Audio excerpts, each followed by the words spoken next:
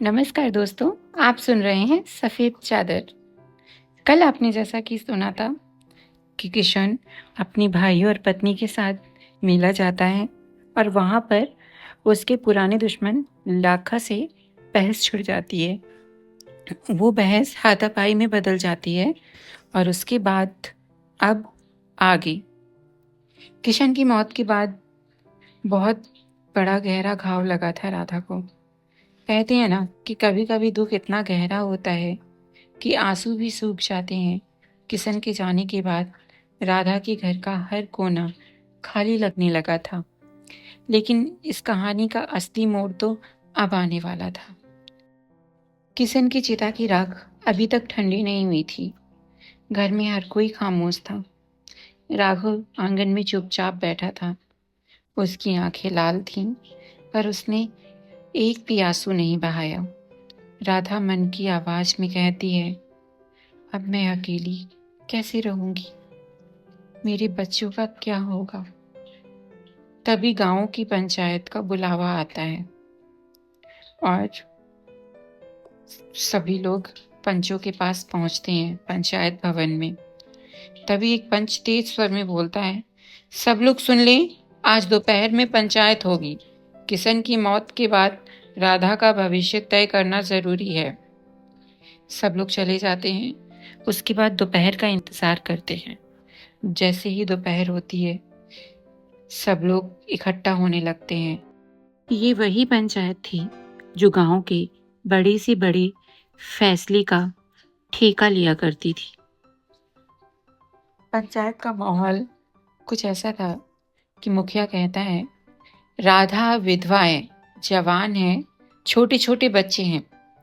ऐसे में गांव के रीति रिवाज यही कहते हैं कि उसे अपने देवर के साथ ब्याह कर लेना चाहिए ताकि परिवार और घर ना बिखरे। औरतों की फुसफुसाहट होती है।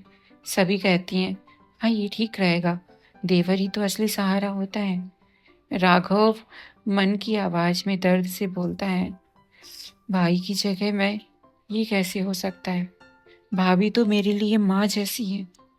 तभी राधा रोते हुए कहती है, नहीं, मैं ये रिश्ता नहीं निभा सकती। राघव मेरे लिए हमेशा मेरे छोटे भाई जैसा रहा है। तभी मुखिया कठोर स्वर में बोलता है, राधा, ये तुम्हारी मर्जी का सवाल नहीं है, ये गांव की इज्जत का मामला है। अगर तुम मना करोगी तो बच्चे बिखर जाएंगे और तुम्हें भी अकेले रहना मुश्किल होगा। राघव मौन होता है। राघव कुछ नहीं बोलता, लेकिन उसके दिल में एक तूफान मचा था।